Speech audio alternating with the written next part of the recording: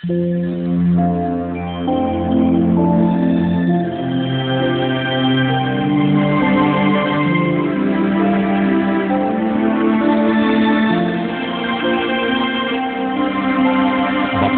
ang bumabasa at ang nangakikinig ng mga salita ng hula at tumutupad ng mga bagay na nasusulat doon, sapagkat ang panahoy malapit na.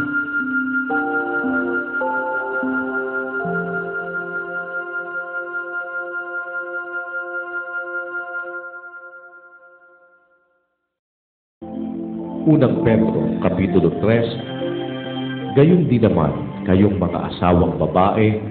pasakop kayo sa inyong sari-sariling asawa, upang kung ang ilan ay hindi tumalima sa salita, ay mga hikayat ng walang salita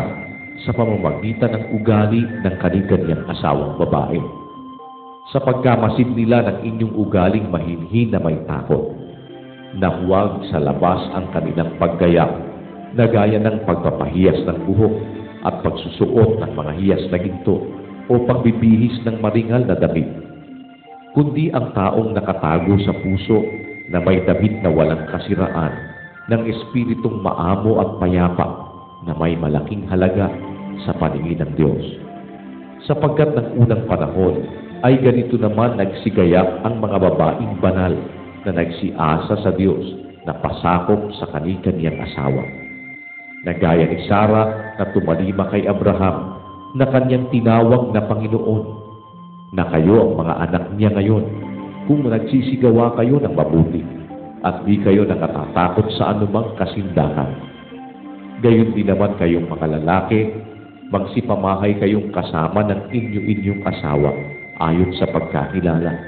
na pakundanganan ng babae na gaya ng marupok na sisidlan, yamang kayo na may kasamang tagapagmana ng biyaya ng kabuhayan, upang ang inyong mga panalangin ay huwag mapigilan. Katapus-tapusan, kayong lahat ay mga kaisang akala, madamayin, mga ibigang tulad sa magkakapatid, mga mahabagin, mga mapagkumbabang pag-iisip, na huwag ninyong gantihin ng masama ang masama o ng alipusta ang pag-alipusta, kundi ng pagpapala, sapagkat dahil dito kayo'y tinawag upang kayo'y mangagmana ng pagpapala. Sapagkat ang magnais umibig sa buhay at makakita ng mabubuting araw ay magpigil ng kanyang dila sa masama, at ang kanyang mga labi ay huwag magsalita ng daya. At tumalikod siya sa masama at gumawa ng mabuti,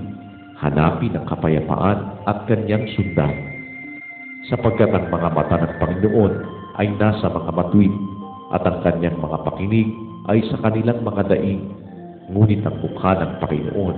ay laban sa mga nagsisigawa ng masama. At sino ang sa inyo ay aapi kung kayo'y mapagmalasakit sa mabuti? Datapwat kung mangagbata kayo nang dahil sa katwiran ay mapapalad kayo, at huwag kayong mga takot sa kanilang pangtakot, o huwag kayong mga gulo, kundi inyong sambahin si Kristo na Panginoon sa inyong mga puso,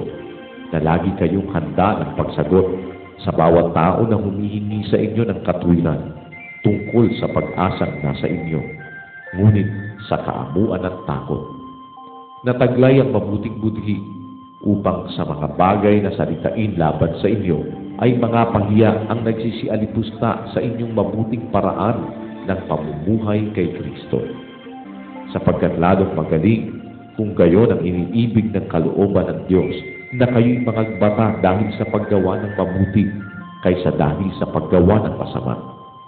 Sapagkat si Kristo man ay nagbata rin minsan dahil sa mga kasalanan, ang matuwid dahil sa mga di matuwid, upang tayo'y madalan niya sa Diyos. Siyang pinatay sa laman, ngunit binuhay sa Espiritu, na iyan din ang kanyang iniyaon at ipinahayag ang pagtatagumpay sa mga espiritong nasa bilangguan, na ng unang panahon ay mga suwain na ang pagpapahinuhod ng Diyos ay nanatili noong mga araw ni Noe, samantalang inihahanda ang daong na sa loob nito'y kakaunti sa makatwid ay 8 kaluluwa ang nangaligtas sa pamamagitan ng tubig.